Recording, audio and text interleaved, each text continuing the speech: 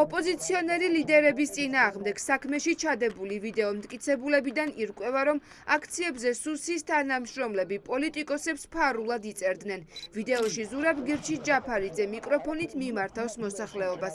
ეს შეხვედრა საჯაროა და ადგილზე სხვადასხვა მედიის წარმომადგენლებიც იმყოფებიან. თუმცა მეტი კონსპირაციისთვის საჯარო შეხვედრაზე შეგზავნილი სუსის აგენტები გირჩი მეტი თავისუფლების წევრებმა მაშინვე დააიდენტიფიცირეს. არქივში არსებობს ამის დამადასტურებელი ვიდეოც.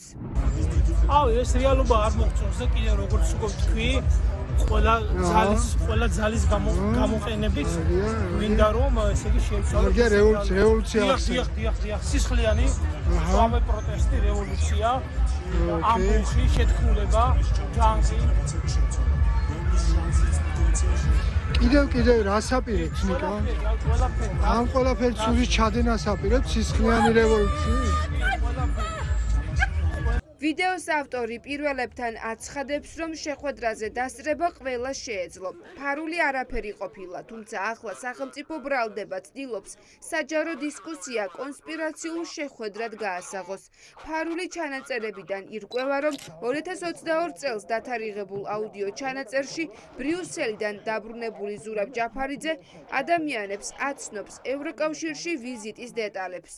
რამდენიმე იყო სუსიდან იქ მოსული და შესამჩნევი იყო რაღაცა ჩაცმულობით აღნაგობით რაღაცა შავებში გამოწყობილი ხალხი იყო, რომელიც ეს საერთოდ შემოერია ამ მასას და რაღაცა იღებდნენ ხან რაკურს არჩევდნენ ალბათ თუ საიდანაც უკეთესი იქნებოდა გადაღება. თუმცა კიდევ ერთხელ ვიმეორებ, ეს შეხვედრა იყო საჯარო სივრცეში, ეს შეხვედრა იყო ღია და ანონსებული, რომ ჩვენ მოდით ახლა და აი ამ დღეს, აი ამ საათზე შევიკრიბოთ რაღაცებზე ვილაპარაკოთ. ან შესაბამისად, რავი ახლა არანაირი დასამალი საქმე იქ არ ყოფილა. ელენე და ზურა სისტემატურად ელაპარაკებოდნენ ადამიანებს იმის რისიც ჯეროდა, იმის რისიც გჯეროდა, თუმცა ჩვენ ვამაყობთ ამ გავლილი გზით, ამ ბრძოლით და ამ ბრძოლას აუცილებლად გავაგრძელებთ და მათი ეს რაღაცა ისტერიკა და გადადგმული რაღაც რეპრესიული ნაბიჯები, რომ უფრო მეტად გაამწვავონ და ესე ვთქვათ ჩააჭირონ, მეტყოლებს ერთ-ერთ რაღაცაზე, რომ ბოლო წამების ეტაპებია. მტკიცებულებებს შორისაა ვიდეო და აუდიო ჩანაწერები. მაგალითად, ელენე ხოშტარია ყვება, რომ უცხოეთში დაინტერესებულები არიან ხომარ უნთებს, მწვანე შუქს, ქართული ოცნების ხელისუფლება სანქცირებულ რუსეთის მოქალაქეებს ბიზნესის კეთებაში. დაპატიმრებული პოლიტიკოსების თანაგუნდელები მტკიცებულებების აბსურდულობაზე საუბრობენ. საერთაშორისო სანქციებზე ჩვენ მუშაობთ და მომავალშიც გავაგრძელებთ მუშაობას.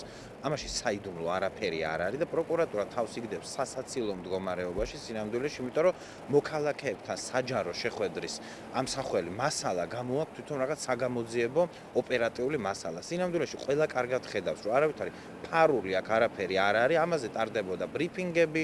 მოპოვებულია ოქროს მოწმე პოლიციელების ჩვენებებიც. შაბათის ეთერის მიერ მოპოვებული დოკუმენტების თანახმად, ერთ-ერთი სამართალდამცავი ირწმუნება, რომ ბადრი ჯაფარიძის ჟესტებით რჩებოდა განცდა, რომ ხალხს პოლიციაზე თავდასხმას თხოვდნენ. აქციის მონაწილეები მითითებას იღებდნენ პოლიტიკოსებისგან. მე სიტყვები ზუსტად არ მახსოვს, მაგრამ მათი ჟესტიკულაციით ხვდებოდი, რომ აქეზებდნენ შეკრებილებს და მოუწოდებდნენ ძალადობისკენ. ჩვენს მიმართ შეურაცხყოფის მიყენების და ნივთების სროლის მითითებას აქციის მონაწილეებს აძლევდნენ მელია, გვარამია, ლელოს ლიდერები ჯაფარიძე ხაზარაძე და ასევე გიორგი გახარია. 8. ოპოზიციონერი ლიდერის საქმე ოპოზიციის შეფასებით წარმოადგენს მორიგ მცდელობას. ხელისუფლებამ პოლიტიკური ოპონენტები დისკრედიტაციისა და ზეწოლის გზით გააჩუმოს. საქმე ხელისუფლების მიერ სასამართლოსა და საგამოძიებო სტრუქტურების პოლიტიკური იარაღად გამოყენების მაგალითია, ამბობენ პოლიტიკოსები.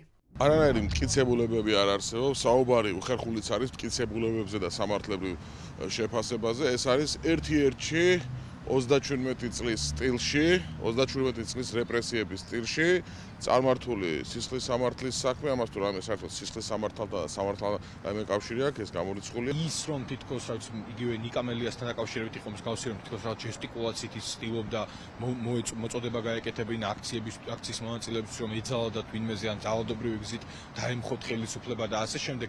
ისეთივე აბსურდია ზუსტად, როგორც ჩვენ მაგალითად გქონდა მაგალითისთვის იგივე ნიკა მელიას საქმეში იყო უცინისთან დაკავშირებით დაახლოებით მსგავსი. გარდა იმისა, რომ ძალიან ცინიკური და ირონიულია, რომ ადამიანები ეგრეთ წოდებული გამომძიებლები და პროკურორები რაღაც ზვიგენზე ლაპარაკობენ, ეს აჩვენებს სისტემის დახრწნას თავიდან ბოლომდე.